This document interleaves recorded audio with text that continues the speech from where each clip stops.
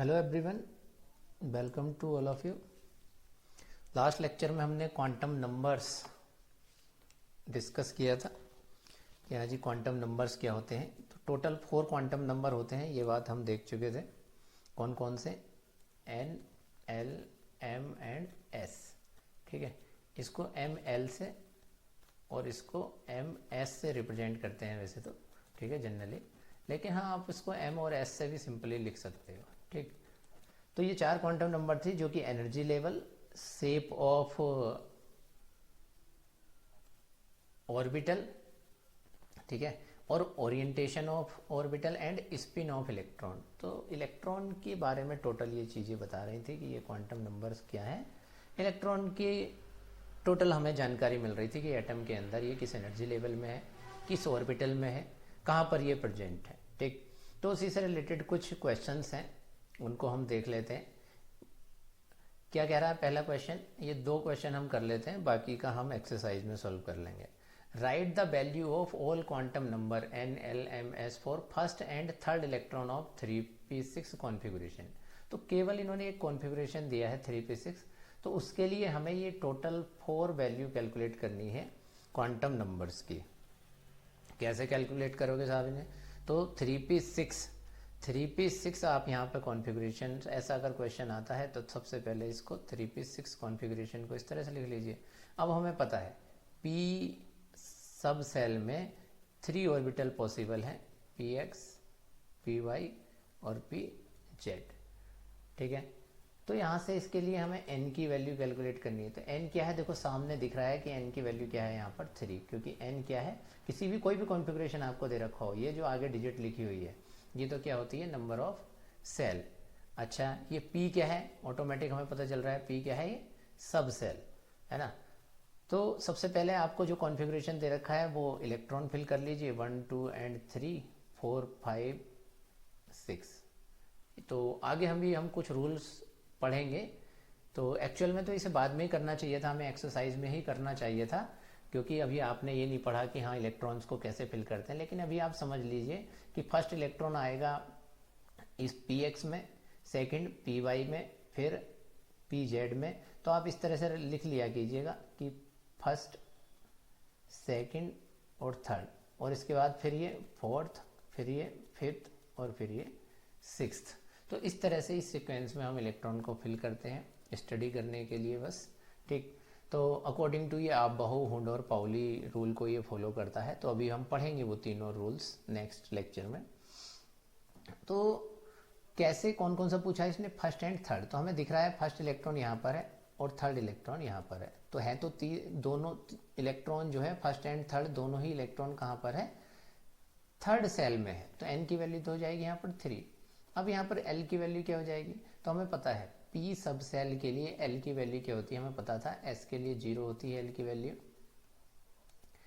p सब cell के लिए 1 होती है, d के लिए 2 होती है और f के लिए कितनी होती है? 3 होती है। तो इस तरह से वैल्यू हमें नोन है। तो क्योंकि अब p सब सेल में इलेक्ट्रॉन प्रेजेंट है तो फिर वैल्यू क्या हो जाएगी l की? 1। अब बात आती है m की वैल्यू, या ml लिख सकते हो, उसकी वैल्यू क्या होगी? तो m की वैल्यू डिसाइड करता है कौन? l पर डिपेंड करती है, और वो क्या होती है? Minus L2। लास्ट लेक्चर में हमने देखा था 0 प्लस L, 0 प्लस L। ठीक, तो माइनस L2 0 प्लस L ये होती है। तो अब L की वैल्यू 1 है, तो ml क्या होगा? -1, 0, +1। तो ये तो पॉसिबल वैल्यू हो गई। तो ऐसे ही इन ऑर्बिटल्स के ऊपर लिख लीजिए, इसके लिए -1, इसके लिए 0 और इसके लिए क्या हो गई है? +1। अब हमें देखना है, क्योंकि इसने कौन से इलेक्ट्रॉन के लिए पूछा था, तो 4 यहाँ लिख लीजिए, फर्स्ट इलेक्ट्रॉन। कौन से इलेक्ट्रॉन के लिए है? 4 फर्स्ट इलेक्ट्रॉन। तो फर्स्ट इलेक्ट्रॉन हमें पता है यही वाला है ना। अब देखो ये कौन सी वाली ऑर्बिटल में आ रहा है? px में। px के लिए m की वैल्यू क्या है? -1। तो m की वैल्यू यहाँ क्या हो जाएगी? -1। अच्छा, अब इसका स्पिन कैसा है? देखो, तो पहला इलेक्ट्रॉन क्लॉकवाइज स्पिन होता है, तो उसके लिए s की वैल्यू क्या हो जाएगी? +12, या ms भी बोल देते हैं इसको। ms क्या हो जाएगा यहाँ पर? +12। ऐसे ही थर्ड इलेक्ट्रॉन। तो थर्ड इलेक्ट्रॉन के लिए क्या हो जाएगा बताइएगा? n की वैल्यू साफ साफ दिख रही है, ये जो सामने है। तो n की वैल्यू तो हो गई 3, एल की वैल्यू पी सब सेल के लिए एल की वैल्यू सिमिलर होगी 1 होगी, है ना, सॉरी 1 होगी। और एम एल, अब देखिए third electron 1 2 and 3, third electron किस में है, लास्ट ऑर्बिटल में है, पी जेड में है, तो उसके बॉक्स के ऊपर बस देखिए ये ऑर्बिटल के ऊपर क्या लिखा हुआ है +1, तो बस यही किसकी वैल्यू हो जाएगी थर्ड, क्योंकि थर्ड इलेक्ट्रॉनों और सिक्स्थ इलेक्ट्रॉनों दोनों के लिए वैल्यू +1 होगी। सेकंड और फिफ्थ के लिए पूछता तो 0 होती, और फर्स्ट और फोर्थ के लिए पूछता तो m की वैल्यू -1 होती। तो अब यहाँ s की वैल्यू क्या हो जाएगी, कौन सा इलेक्ट्रॉन पूछा है इसने, थर्ड इलेक्ट्रॉन में कैसा था, फर्स्ट सेकंड और थर्ड कैसा है क्लॉकवाइज, तो इसके लिए भी क्या हो जाएगी वैल्यू +12। ठीक, तो ये था, इस तरह से हम कैलकुलेट करते हैं अगर कोई कॉन्फ़िगरेशन हमें दे रखा हो। नेक्स्ट सेकंड क्वेश्चन कह रहा है, ये एक्सरसाइज का क्वेश्चन है आपकी, explain giving reason which of the following sets of quantum number are not possible, कौन सा पॉसिबल नहीं है। तो 4 ऑप्शन यहाँ पर दे रखे हैं, तो देख लीजिए हैं n बराबर 0 है, 1 है, 1 है, 2 है। तो पहला ऑप्शन तो देखते ही कैंसिल हो गया, क्योंकि n की वैल्यू कभी भी 0 होती नहीं है। अब ये 3 ऑप्शन के चांस हैं होने के, देख लेते हैं। तो पहला ऑप्शन तो है नहीं, अब यहाँ l 0 है, n बराबर 1 है, तो हाँ l 0 हो सकता है। क्यों, क्योंकि l की वैल्यू होती है n-1, 0 से n-1। अब 0 से n-1 होगी, तो l बराबर 0 से n-1 क्या हो गया, 0 से n की वैल्यू क्या कह रहा है यहाँ पर 1 है, इस वाले ऑप्शन में n की वैल्यू क्या है 1 है, तो यहाँ पर क्या हो गया 0 से 0 क्या हो गया, तो फिर 0 ही हो जाएगा ये, तो l की वैल्यू 0 हो सकती है। ठीक हो गया, अभी चांस हैं इसके होने के। इसको देख लीजिए, n बराबर 1 है तो l बराबर 1 नहीं हो सकता, इसका मतलब ये ऑप्शन भी क्लोज हो गया। अब n बराबर 2 है तो l बराबर 1 हो सकता है, क्योंकि फॉर्मूला होता है n-1। तो अब पॉसिबिलिटी किसकी है, या तो d है या b है, आगे देख लीजिए। तो अगर n की वैल्यू 1 है तो l बराबर 0 हो सकता है, और m बराबर भी 0 हो सकता है, क्योंकि m की वैल्यू किस पर डिपेंड करती है, l पर, -l से 0 से +0, सॉरी +l। तो अगर l की वैल्यू 0 है तो क्या हो जाएगा, -0 से 0 से +0, तो 0 ही आनी है। ठीक, मीन्स ऑप्शन नंबर बी के अभी चांस हैं। अब ऑप्शन नंबर डी के देख लीजिए, डी के क्या, n बराबर 2 है, l बराबर 1 है, तो l बराबर 1 है तो m बराबर 1 हो सकता है, नहीं, क्यों नहीं हो सकता, क्योंकि l बराबर अगर 1 है तो m बराबर क्या होगा, m इजिकल टू क्या होगा, -1 से 0 से +1।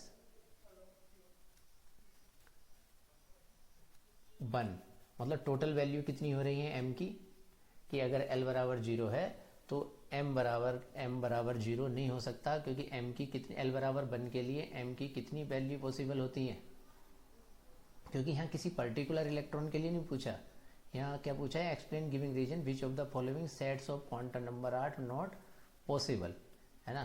तो देखो s की वैल्यू तो +12 -12 हो सकती है, तो इसलिए क्या होगा, l बराबर 1 है तो m की 3 वैल्यू क्योंकि पॉसिबल होती हैं, l बराबर 0 है तो m की 1 वैल्यू पॉसिबल होती है, और वो यहाँ पर लिखी हुई है। 0 का मतलब यहाँ क्या है, क्योंकि ये -l से 0 से +l कुल वैल्यू को रिप्रेजेंट करता है, टोटल वैल्यू को, है ना। तो यहाँ टोटल वैल्यू 1 है, यहाँ कितनी है 3 है। अब देखिए s तो इसमें भी -12 है और इसमें भी -12 है, तो ये तो ऑप्शन में हो नहीं सकता था। बस कौन डिसाइड कर रहा है इसको, m। तो आई होप समझ में आ गया होगा कि l बराबर 0 है तो m 0 हो सकता है, लेकिन l इजिकल टू 1 है तो m के कुल 3 वैल्यू होंगी, कौन कौन, -1, 0 और +1, तो 3 वैल्यू हैं, तो m की वैल्यू यहाँ 3 होनी चाहिए थी, तो जो कि पॉसिबल, 0 पॉसिबल नहीं है। 0 तब पॉसिबल होती जब कोई किसी पर्टिकुलर इलेक्ट्रॉन के लिए पूछता, लेकिन यहाँ क्या पूछिए, l बराबर 1 है तो फिर m क्या होगा, तो ये इसका ऑप्शन हो गया, कौन सा वाला, बी। क्या ऑप्शन हो गया इसका, बी ऑप्शन हो गया। तो बी इसका ऑप्शन हो गया, यानी कि बी तो क्या है, करेक्ट है, लेकिन पूछा क्या है, आर नॉट पॉसिबल, तो ए पॉसिबल नहीं है, सी पॉसिबल नहीं है और डी पॉसिबल नहीं है। क्लियर हो गया। तो राइट आंसर तो वैसे इसका बी है, लेकिन इसने क्योंकि टोटल पॉसिबिलिटी पूछी है कि कौन कौन सा पॉसिबल नहीं है, तो ए, सी एंड डी पॉसिबल नहीं है, बी पॉसिबल है। क्लियर। तो नेक्स्ट बात कर लेते हैं बेटा, शेप ऑफ ऑर्बिटल, है ना, शेप ऑफ ऑर्बिटल्स। तो इतना तो हमें क्लियर हो गया, शेप ऑफ ऑर्बिटल में क्या क्लियर हो गया कि 4 तरह की हमारी सब सेल पॉसिबल है S, P, D and F. तो इनमें एस, पी, डी और एफ में डिफरेंट टाइप की ऑर्बिटल्स पॉसिबल है। तो इन सब सेल में डिफरेंट टाइप की ऑर्बिटल पॉसिबल है, वो देख लेंगे अब हम किसमें कितनी पॉसिबल है। तो लास्ट क्वांटम नंबर जो हम पढ़ के आए हैं वो इतना इम्पोर्टेंट टॉपिक है ना, अगर क्वांटम मैकेनिक्स नहीं होती तो आधी तो केमिस्ट्री को हम सोच भी नहीं सकते थे, है ना, क्योंकि उसी की हेल्प से हम किसको हम पता लगा सकते हैं किस किस का कि हाँ जी ऑर्बिटल क्या है, सेल क्या है, किस इलेक्ट्रॉन की एनर्जी क्या होगी। तो क्वांटम मैकेनिक्स के बिना तो केमिस्ट्री का ये कह लो कोई अस्तित्व भी नहीं होता, है ना। तो एक एक करके देख लेते हैं कि यार एस ऑर्बिटल क्या होती है, पी ऑर्बिटल की शेप कैसी होती है, डी की और एफ ऑर्बिटल की शेप कैसी होती है। तो एस ऑर्बिटल पहली बात तो हमें पता है कि अगर L बराबर L इज इक्वल टू 0 है, L की वैल्यू क्या है 0 है, तो कौन सी सब सेल पॉसिबल है S, इतना हमें पता है। L की वैल्यू अगर 1 है तो कौन सी पॉसिबल है P सब सेल पॉसिबल है। L की वैल्यू अगर 2 है तो अभी अभी देखा था हमने 2 सब सेल पॉसिबल है एंड सो ऑन। ठीक, क्लियर हो गया। क्या बोला मैंने, सॉरी, अगर L की वैल्यू 2 है तो D सब सेल पॉसिबल है। तो इस तरह से ये चलता है। अब बात आती है कि यार ठीक है L इजिकल टू 0 है, तो हम अभी अभी पढ़ करके आए हैं M इजिकल टू क्या होगा माइनस L से 0 से प्लस L, तो ये भी क्या होगा 0 हो गया, है ना। M इजिकल टू -1 जी, अगर L इजिकल टू 1 है तो M इजिकल टू क्या हो गया -1, 0 और +1, है ना। तो यहाँ पर टोटल M की 3 वैल्यूज हैं ये, तो इसलिए कहते हैं कि P सब सेल में कितनी ऑर्बिटल पॉसिबल है 3, है ना। P सब सेल में कितनी ऑर्बिटल पॉसिबल है 3। अब क्योंकि ये केवल एक ही वैल्यू है, 0 क्या है एक ही वैल्यू तो है, तो इसलिए कहते हैं कि S सब सेल में केवल एक ही ऑर्बिटल पॉसिबल है। और D सब सेल में क्या हो सकती है, M की वैल्यू -2, -1, 0, अभी हम लास्ट लेक्चर में देख कर आए हैं, बस एक बार रिवाइज करा दे रहा हूँ। तो इसके लिए यहाँ 5 वैल्यू पॉसिबल हैं। तो इसी वजह से हम कह सकते हैं कि D सब सेल में 5 ऑर्बिटल पॉसिबल है। सिमिलरली L की वैल्यू 3 होती है F के लिए, तो वहाँ पर -3, -2, -1 इस तरह से वहाँ 7 वैल्यू पॉसिबल है। तो इसका मतलब S में 1 ऑर्बिटल, P में 3 ऑर्बिटल और D सब सेल में 5 ऑर्बिटल्स और F सब सेल में 7 ऑर्बिटल्स पॉसिबल है। क्लियर हो गया कि किस सब सेल में कितनी ऑर्बिटल है। तो ये सब कुछ हमें किससे पता चलता है, क्वांटम नंबर्स से पता चलता है। अब एक एक करके देख लेते हैं कि S ऑर्बिटल, अब मुझे पता है S ऑर्बिटल केवल एक ही पॉसिबल है। ठीक, अब n बराबर चाहे 1 हो तो कौन सी सब सेल पॉसिबल हो जाएगी 1s, n इजिकल टू 2 हो तो 2s, n इजिकल टू 3 है, मतलब जैसे जैसे एनर्जी लेवल बढ़ रहा है इसका मतलब 3s, तो वैसे वैसे सब सेल की भी एनर्जी क्या होती है इंक्रीज होती है। ये बात मैं ऑलरेडी डिस्कस भी कर चुका कि जैसे जैसे इलेक्ट्रॉन न्यूक्लियस से दूर जाता जाएगा, सपोज ये फर्स्ट सेल, ये सेकंड सेल, ये थर्ड सेल, ये फोर्थ सेल, तो वैसे वैसे न्यूक्लियस से इलेक्ट्रॉन की जो डिस्टेंस है n इजिकल टू अगर 4 है, अगर n इजिकल टू 4 में इलेक्ट्रॉन है तो इसका मतलब उसकी एनर्जी भी क्या होगी ज़्यादा होगी।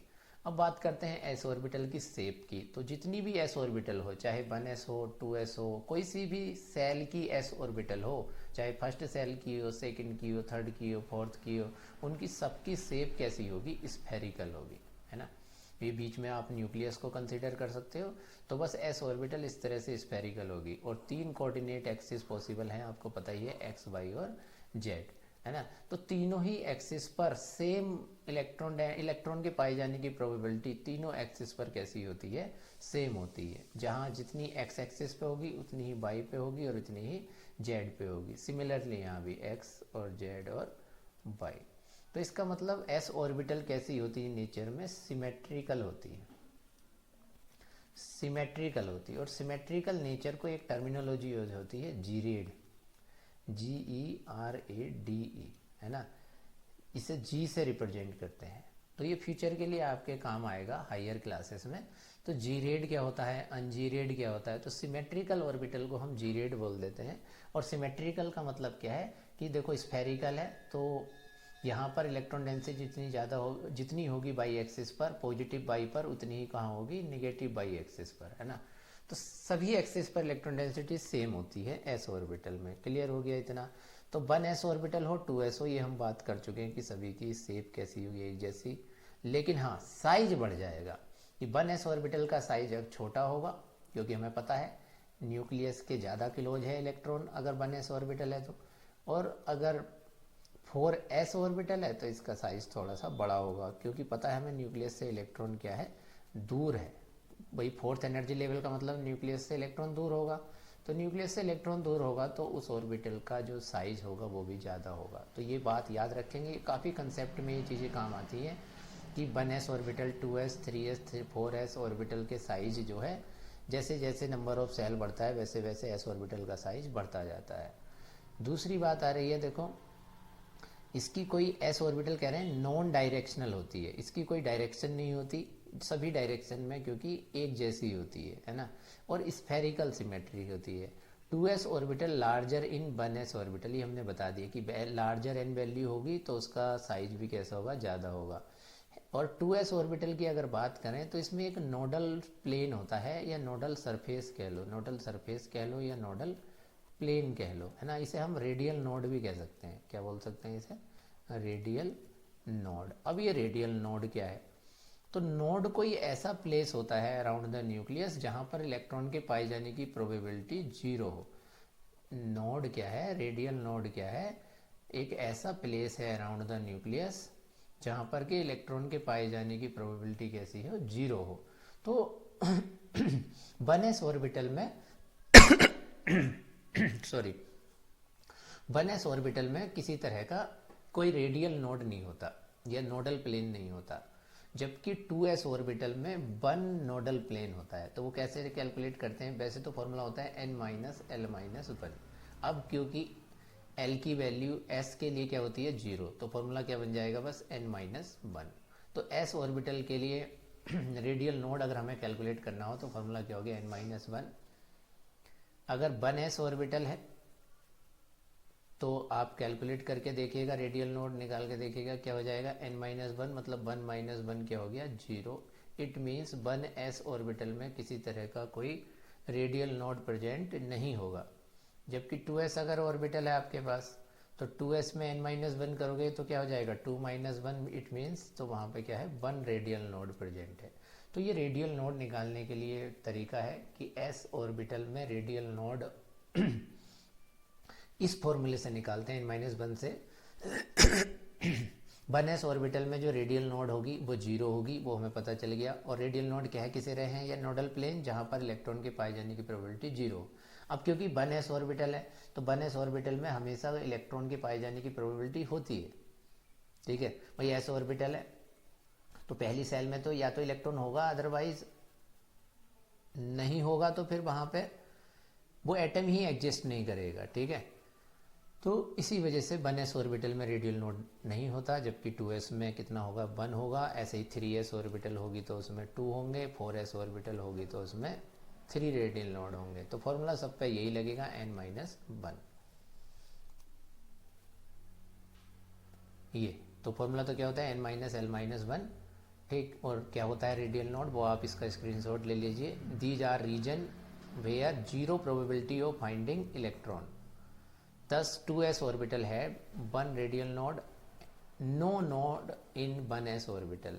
क्लियर हो गई होगी कहानी। तो इस एरिया को, जहाँ पर ये देखो लाइट एरिया दिखा रखा है, तो यहाँ पर क्या है, इलेक्ट्रॉन के पाए जाने की प्रोबेबिलिटी 0 है। और ये कौन सी ऑर्बिटल दिखा रखी है, 2s, ठीक। ऐसे ही अगर 3s होती तो एक एरिया यहाँ पर ऐसा होता कहीं ना कहीं, जो कि इसी तरह से लाइट कलर का होता, तो वहाँ पर 2 रेडियल नोड हो जाते, ठीक। क्लियर है। नेक्स्ट बात करते हैं p ऑर्बिटल्स की। तो अभी अभी हमने बात की थी कि l की वैल्यू 1 है तो m की वैल्यू क्या हो जाएगी, -1, 0 और +1। क्लियर हो गया। तो 3 वैल्यू पॉसिबल हैं, तो इसलिए p सब सेल में 3 ऑर्बिटल पॉसिबल है, ठीक। और वो कौन कौन सी हैं, px, py और pz। सपोज ये सेकंड सेल थी, तो सेकंड सेल में हमें पता है से क्या होता है, 2s और 2p। सेकंड सेल में 2 सब सेल पॉसिबल है ना, 2s और 2p। ऐसे ही 3s थर्ड में 3s 3p और 3d, हमें पता है ये पॉसिबिलिटीज हैं। क्लियर? अभी अभी हम देख करके भी आए क्वांटम नंबर्स में। तो अब ये सेकंड सेल में अगर p सब सेल है तो उसमें एक p सब सेल में 3 ऑर्बिटल पॉसिबल है, और p ऑर्बिटल 3 क्यों है वो हमें क्लियर हो गया, क्योंकि l इजिकल टू 1 है तो m इजिकल टू क्या हो जाएगा, -1 0 और +1। px ऑर्बिटल की py और pz ऑर्बिटल की शेप कैसी होती है, डम्बल शेप कि इस तरह से, जैसे एक डम्बल होता है। तो यहाँ पे एक्चुअल में इसे बनाते कैसे हैं, थोड़ा न्यूक्लियस से दूर ही रखते हैं, क्योंकि हमें पता है यहाँ पर इलेक्ट्रॉन के पाए जाने की प्रोबेबिलिटी क्या है, अराउंड द न्यूक्लियस 0 है। हमें px ऑर्बिटल अगर बनानी है तो क्या करेंगे, x इनकी जो लोब होगी वो कहाँ बना रखी है, देखो इन्होंने, अगर px बनानी है तो देखो x एक्सिस के ऊपर है तो इसे क्या बोल दिया, px। अगर इनकी लोब, इन्हें क्या बोलते हैं, लोब बोलते हैं, और ये कैसी होती है, डंबल आकार की होती है, जैसे डंबल शेप होता है ना,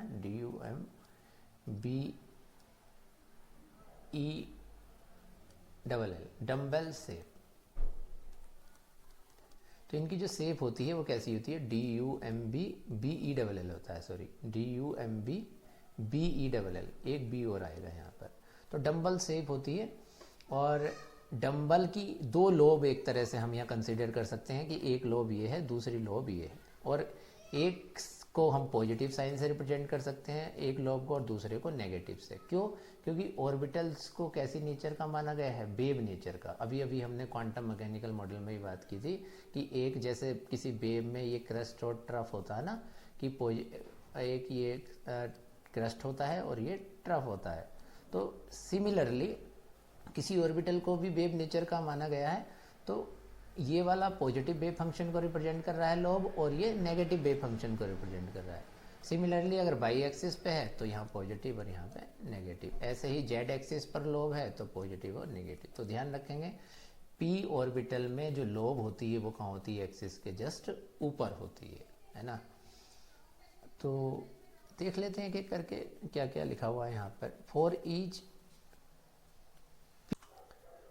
each p subshell there are 3p orbitals. तो एक p सबसेल के लिए 3p ऑर्बिटल पॉसिबल है, px py pz, वही बात हमने कही है। और ये कह रहे हैं symmetrical about x y and z axis respectively, है ना।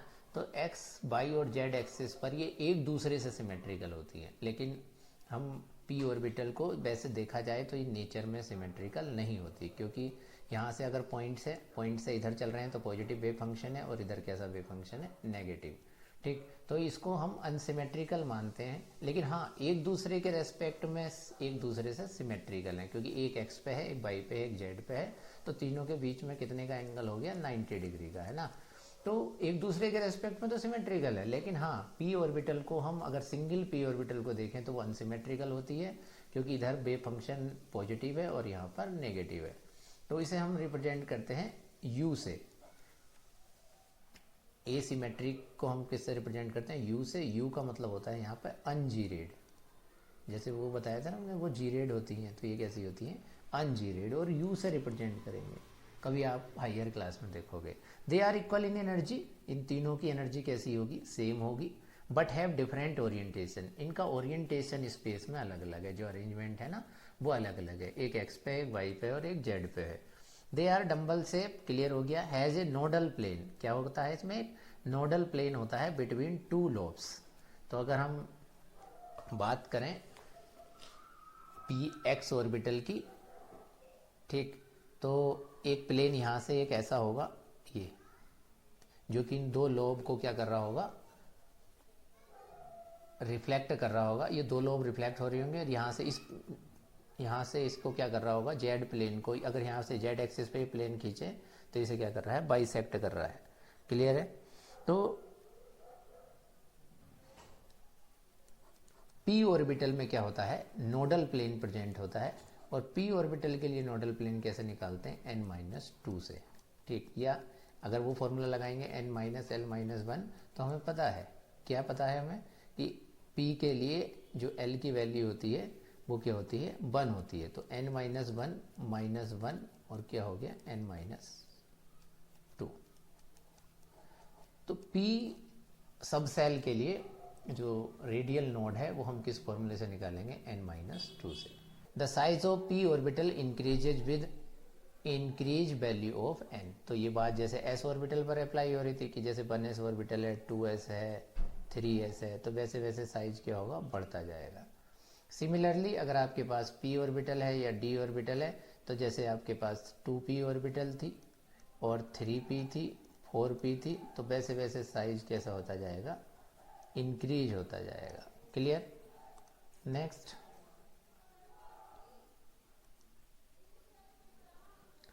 ये नेक्स्ट बात करते हैं d ऑर्बिटल की। तो अभी अभी हम देख करके आए हैं कि l की वैल्यू अगर 2 है, तो l की वैल्यू 2 है तो कौन सी सब सेल पॉसिबल है, d।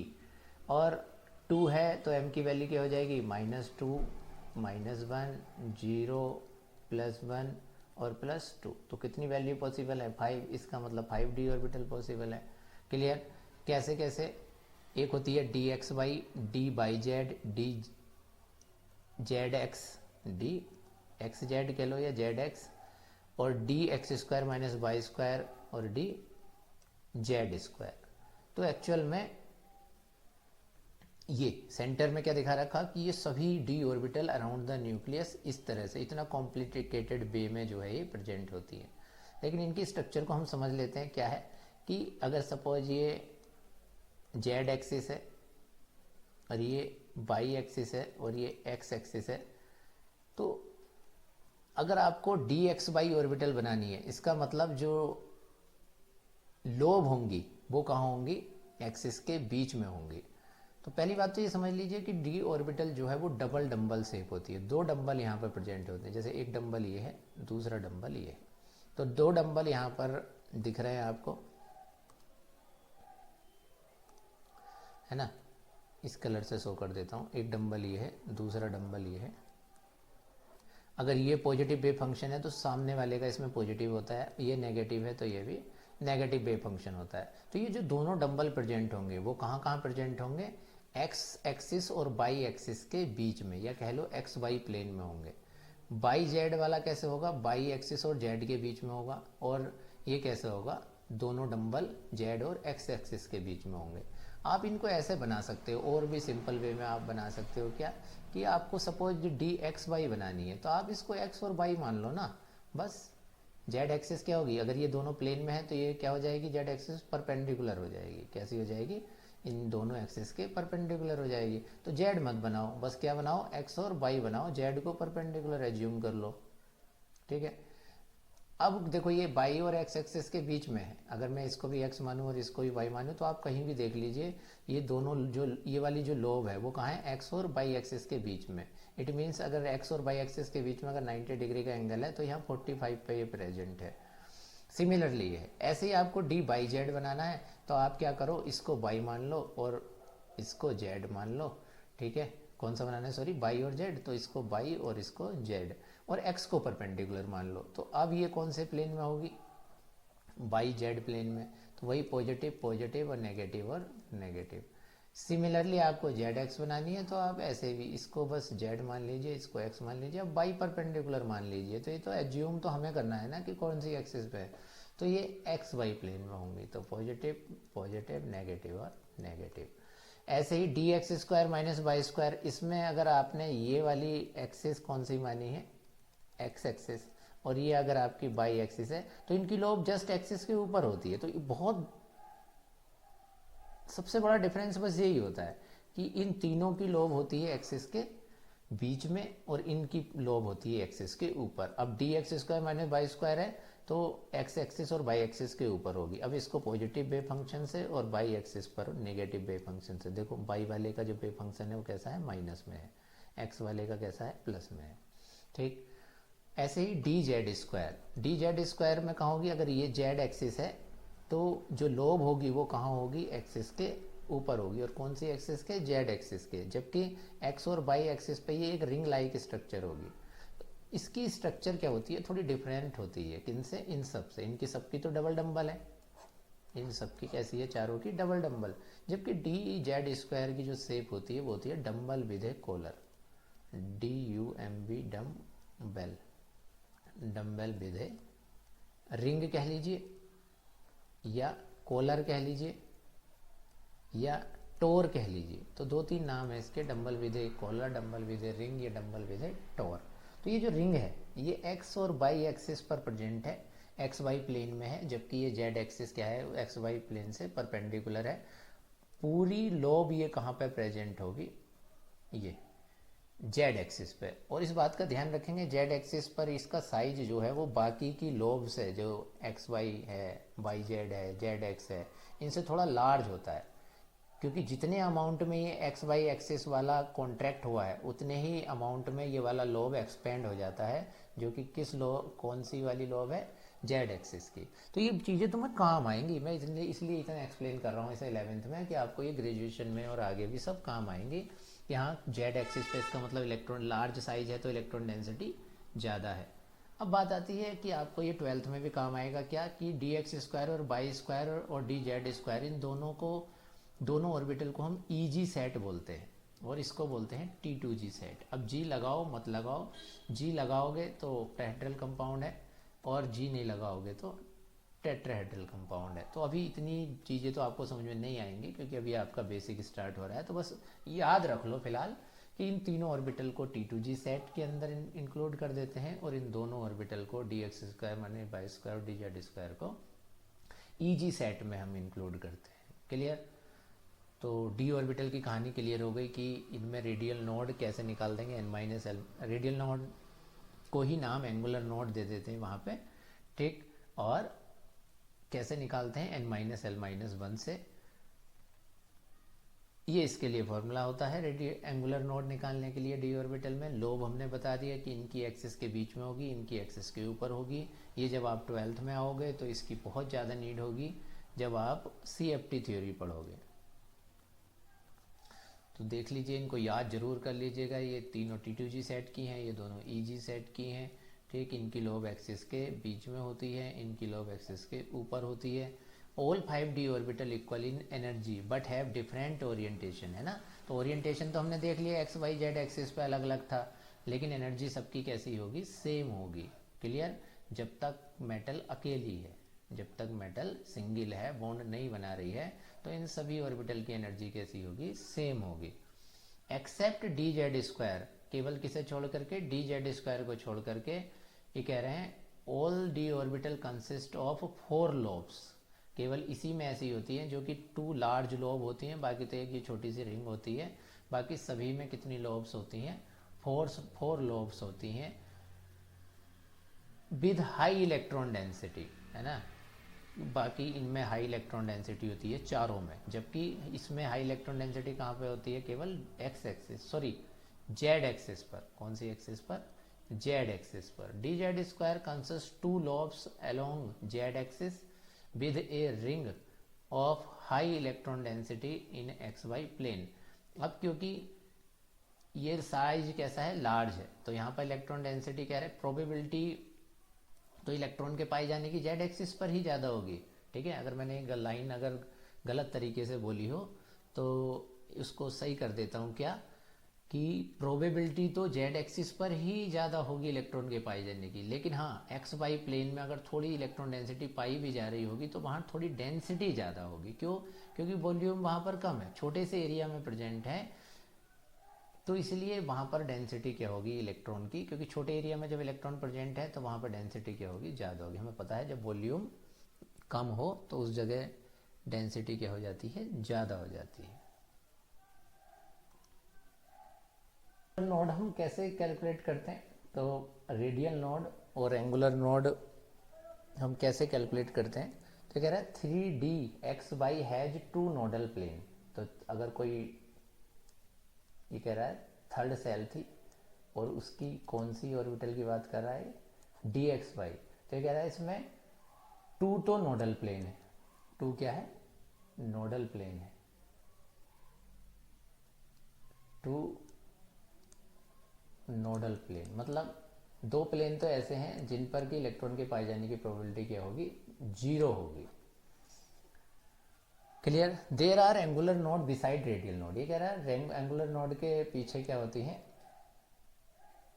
रेडियल नोड के पीछे क्या होती है, सॉरी एंगुलर नोड होती है, और टोटल नंबर ऑफ नोड किसके इक्वल होगा फिर? Radial node plus angular node. तो कैसे निकालते हैं वैसे? रेडियल नोड या नोडल प्लेन कह लो प्लस एंगुलर नोड।